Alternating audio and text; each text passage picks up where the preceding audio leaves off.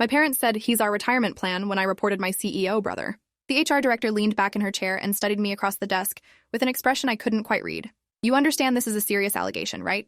Sexual harassment against the CEO is not something we take lightly. I nodded, my hands twisted together in my lap so tightly my knuckles had gone white. I understand, but it happened. Multiple times. My brother Damien cornered me in the supply closet last month and again in the parking garage last week. He keeps saying things about my body, touching my shoulders when no one's looking, texting me late at night about how we should spend more quality time together. She wrote something on her notepad without looking up. And you're certain you want to proceed with this complaint? You understand that making false accusations could result in your termination. I felt my face get hot. I'm not making it up. I have the text messages. I can show you right now. She held up one hand. That won't be necessary at this moment. I'll need to discuss this with the executive board before we proceed. In the meantime, I'd advise you to keep this conversation confidential. Don't discuss it with other employees. I left her office feeling sick to my stomach, but also relieved that I'd finally said something after months of enduring Damien's behavior. That evening, my phone rang just as I was making dinner. Mom's number. I almost didn't answer because I knew exactly what was coming, but I picked up anyway. My mother's voice came through sharp and accusatory before I could even say hello. What did you do? What are you talking about? I asked, even though I knew. Damien called us. He's very upset. He said you went to HR with some ridiculous story about him harassing you. Her voice dripped with disbelief. How could you do this to your own brother? I took a deep breath and tried to keep my voice steady. It's not a ridiculous story, Mom. It's the truth. He's been harassing me for months. The texts, the comments about my appearance, cornering me when I'm alone. It's not okay just because he's my brother. She made a sound that was half laugh, half scoff. Oh, please. Damien would never do something like that. He's the CEO of a Fortune 500 company. He has beautiful women throwing themselves at him constantly. Why would he bother harassing his little sister? Because he can, I said, feeling tears starting to burn behind my eyes. Because he knows I work for him, and he thinks that gives him power over me. Mom, he grabbed my waist last week and whispered something disgusting in my ear when we were alone in the elevator. I felt her energy shift through the phone, and when she spoke again, her voice had gone cold and calculating. Listen to me very carefully. Your father and I have worked our entire lives with very little to show for it. We raised you and Damien in a tiny apartment, worked multiple jobs, sacrificed everything so you could both have opportunities we never had. Damien took those opportunities and built something extraordinary. Do you understand what that means for us?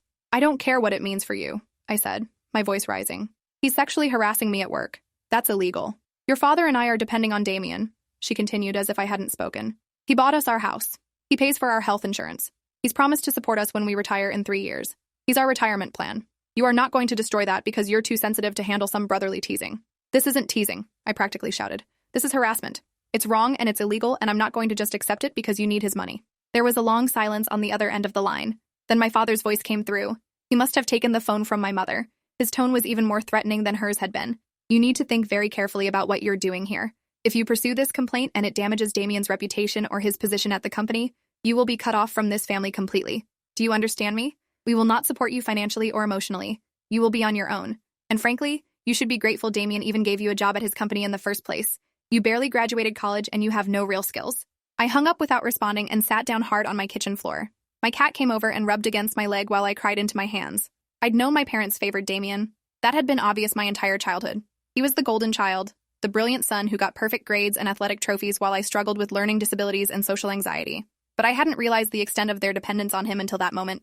They'd literally sold their loyalty to the highest bidder, and that bidder was my harasser.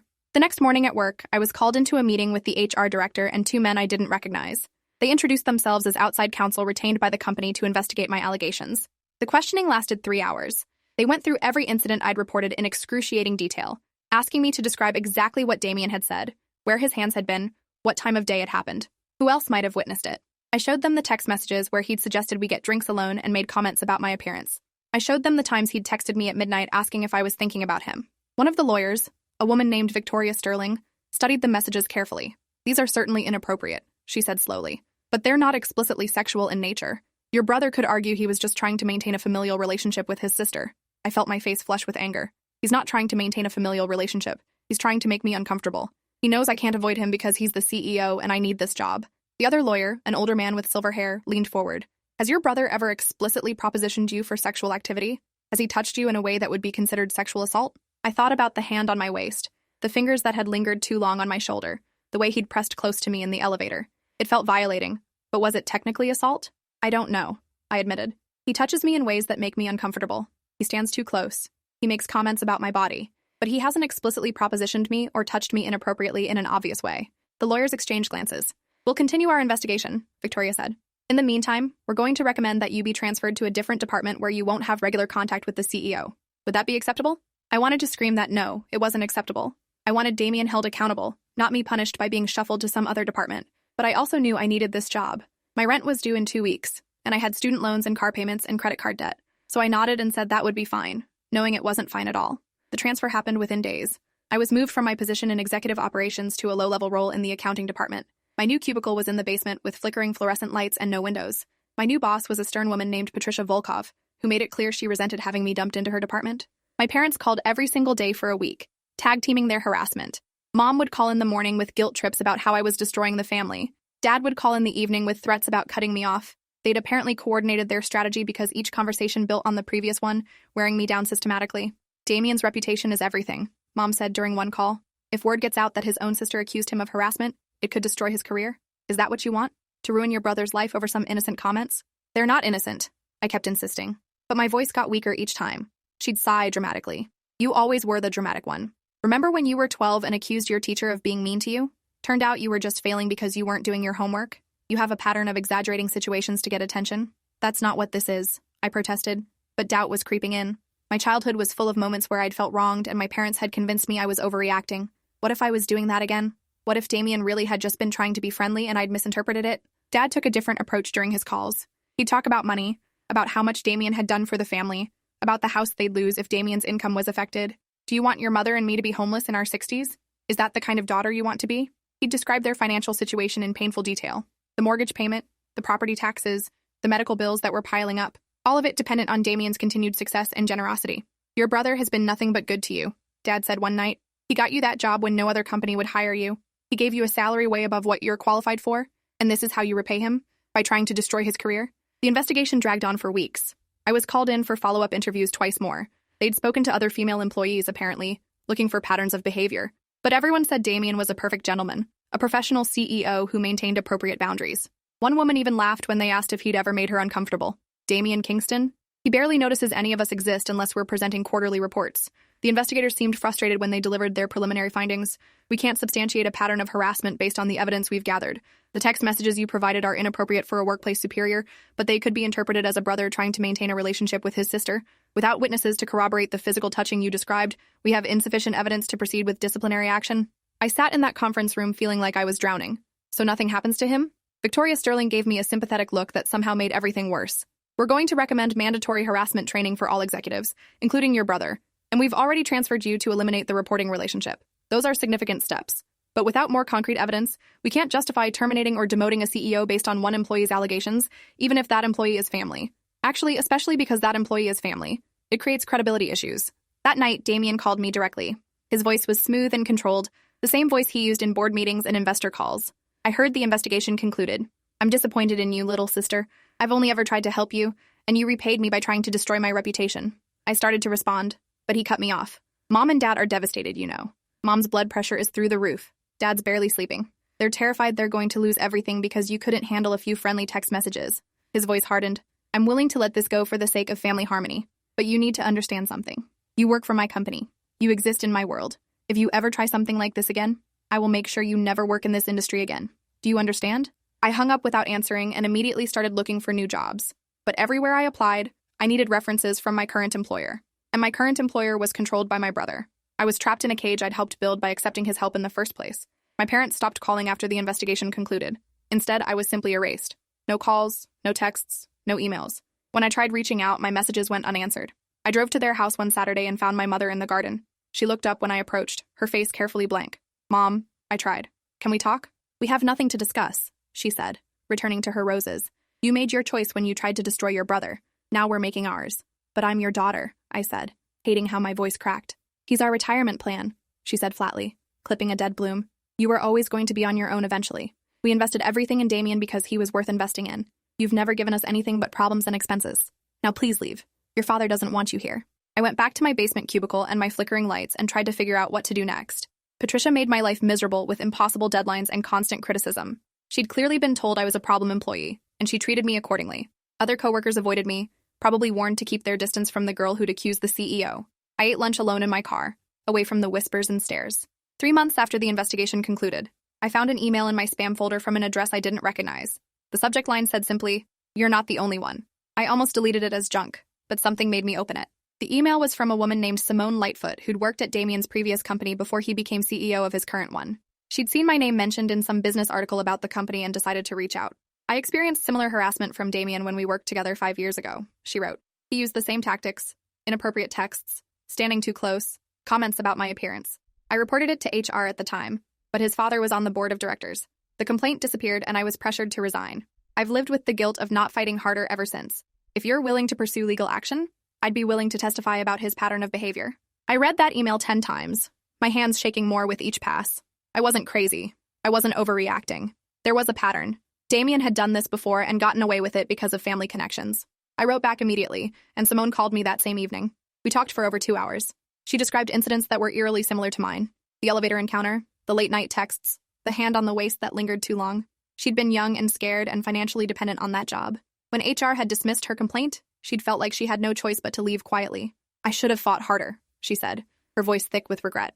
"I should have gone to a lawyer or the EECC or someone, but I was 23 and terrified, and his family made it clear they would destroy me if I pursued it. I'm 30 now, established in a new career. He can't hurt me anymore, and I can't let him keep doing this to other women." We started building a case together. Simone connected me with an employment attorney named Rajesh Patel, who specialized in sexual harassment cases. He listened to both our stories, reviewed the evidence, and agreed to take the case on contingency. "This is going to be difficult," he warned. "Your brother is wealthy and powerful. He'll hire the best defense attorneys money can buy, and the family dynamics complicate everything. Are you prepared for what this will mean for your relationships?" I thought about my mother's cold dismissal, my father's threats, the way they'd chosen Damien's money over my well-being.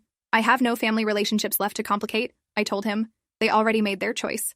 Rajesh filed the lawsuit on a Friday afternoon. By Monday morning, my entire family was in crisis mode. My phone exploded with calls and texts from relatives I hadn't heard from in years. Aunts and uncles, cousins, even my grandmother called to tell me I was destroying the family. "How dare you air family business in public?" my Aunt Delilah screamed into my voicemail. "Damien has supported half this family financially. Do you know how many people will suffer if you ruin him?" My parents retained their own lawyer, apparently worried that the lawsuit might somehow affect their financial arrangement with Damien. They released a public statement through their attorney saying they stood fully behind their son and believed the allegations were false and motivated by jealousy.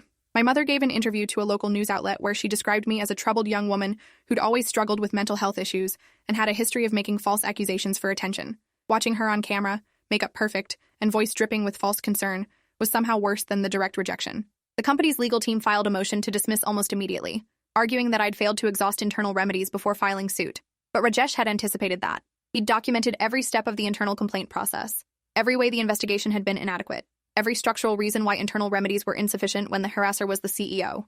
The judge denied the motion to dismiss, and discovery began. That's when things got really ugly. Damien's attorney subpoenaed everything: my medical records, my therapy notes, my complete employment history, my social media accounts going back to high school. They were looking for anything they could use to paint me as unstable or vindictive. They deposed my former roommates, my college professors, my ex-boyfriend from 3 years ago. Every person who'd ever seen me at less than my best was questioned about my mental state and credibility. Meanwhile, Rajesh was building our case. He found 2 more women who'd experienced similar harassment from Damien, but had been too afraid to come forward. One, named Keisha Wu, had been a junior associate at a law firm that did work for Damien's company. He'd cornered her at a company event and made explicit comments about what he wanted to do to her. When she'd tried to distance herself, he'd had her firm removed from the company's approved vendor list, effectively costing her the partnership track position. Another woman, Irina Volkov, had been an executive assistant who'd quit after Damien's behavior escalated to grabbing her during a late-night work session. She'd signed an NDA as part of her severance package, but Rajesh argued that NDAS couldn't be enforced to cover up illegal behavior. The depositions were brutal. Damien's lead attorney was a shark named Jeffrey Blackwell, who'd made his reputation destroying plaintiffs in employment cases.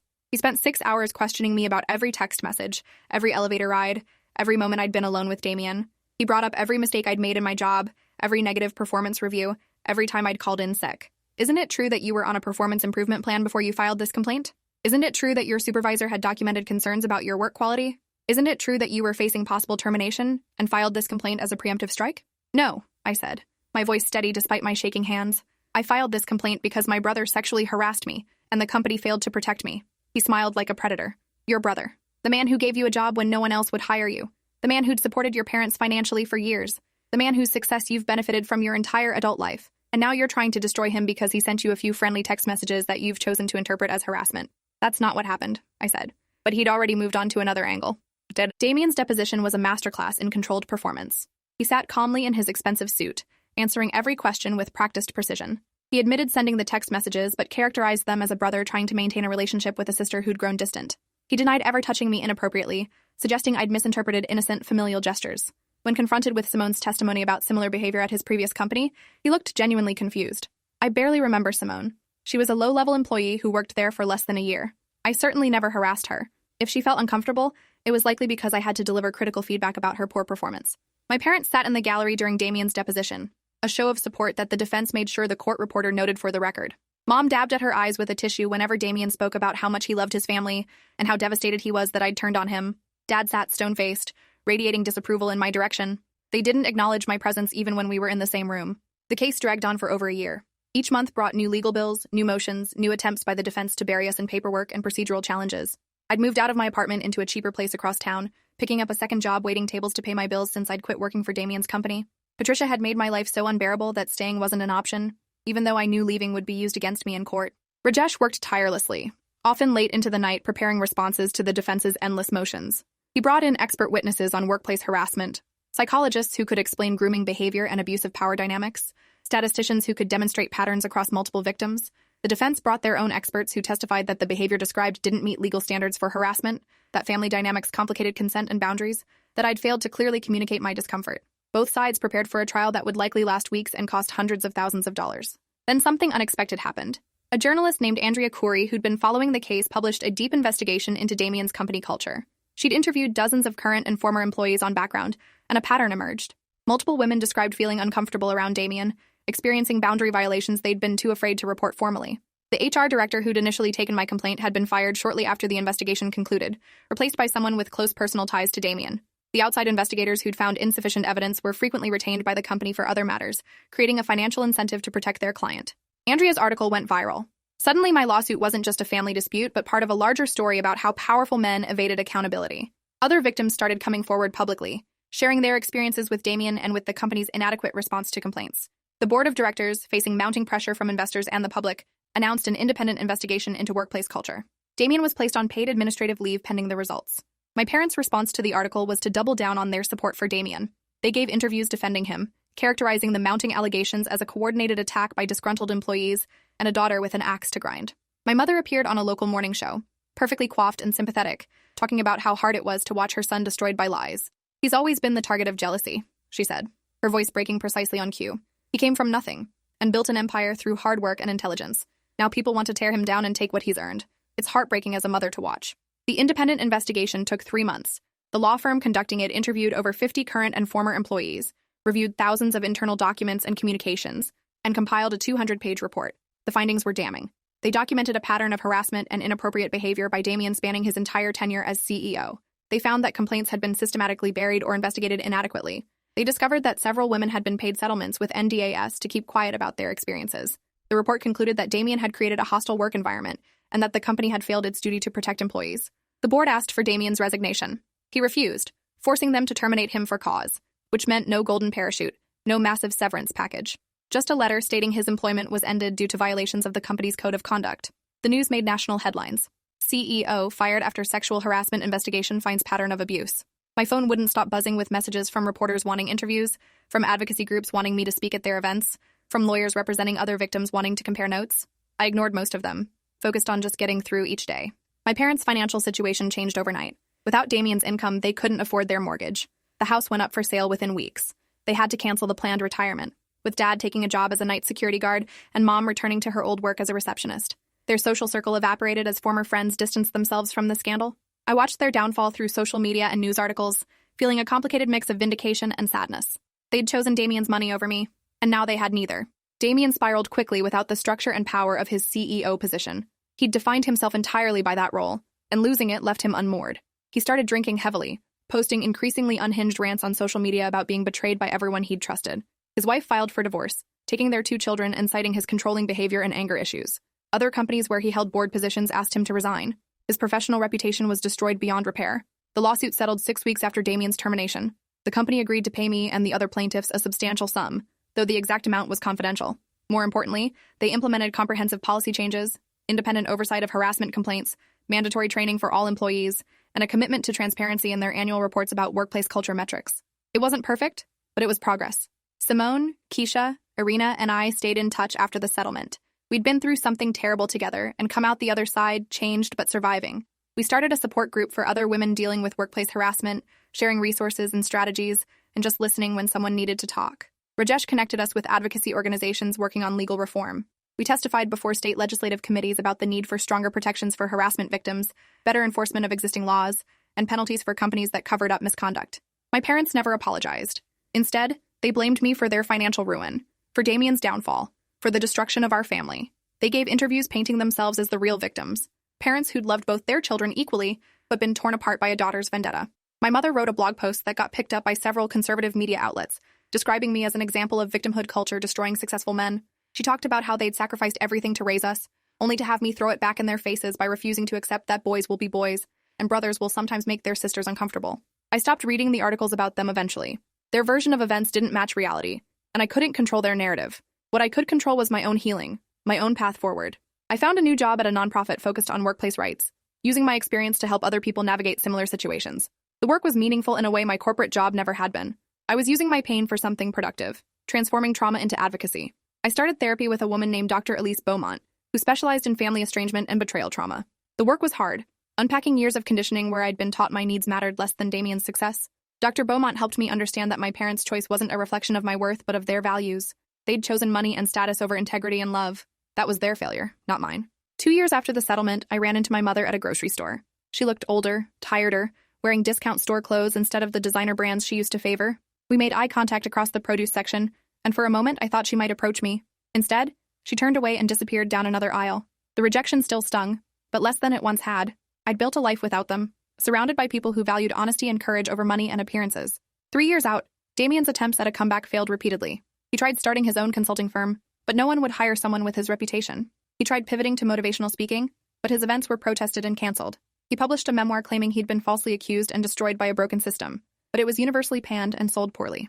The last I heard, he was working as a middle manager at a small firm in another state, his name no longer carrying the weight it once did. My parents stayed together but struggled financially, living in a small apartment and working jobs they'd thought they'd escaped. They never reached out to reconcile. In their minds, I remained the daughter who'd destroyed their golden child and ruined their retirement dreams.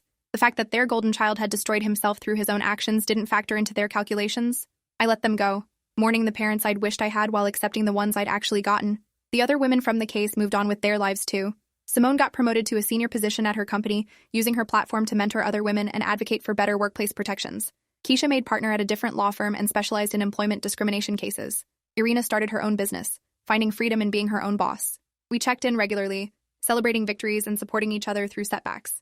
5 years after filing the lawsuit, I spoke at a conference on workplace harassment. The audience was full of HR professionals, lawyers, activists, and survivors. I told my story from beginning to end, not sparing the hard parts about family betrayal and institutional failure. When I finished, a young woman approached me during the break. She was crying, and she told me she was currently dealing with harassment at her own family's business. Her parents had told her the same thing mine had, that preserving the family legacy mattered more than her discomfort. Hearing my story had given her the courage to take action. I gave her Rajesh's contact information and the names of several other attorneys who did this work. I told her she wasn't alone, that fighting back was hard but possible, that choosing herself over family loyalty wasn't selfish but necessary. She hugged me tightly, and I felt the purpose that had emerged from all that pain. 10 years later, I'd built a career advocating for survivors and changing workplace policies. My parents never reconciled with me, eventually passing away within months of each other, bitter and isolated. Damien stayed on his downward trajectory, his life a cautionary tale about entitlement and accountability. The company where it all happened had become a model for harassment prevention, frequently cited in case studies and industry reports. And I'd found peace, not because justice had been perfect or complete, but because I'd refused to accept that anyone's career or comfort mattered more than basic human dignity and respect.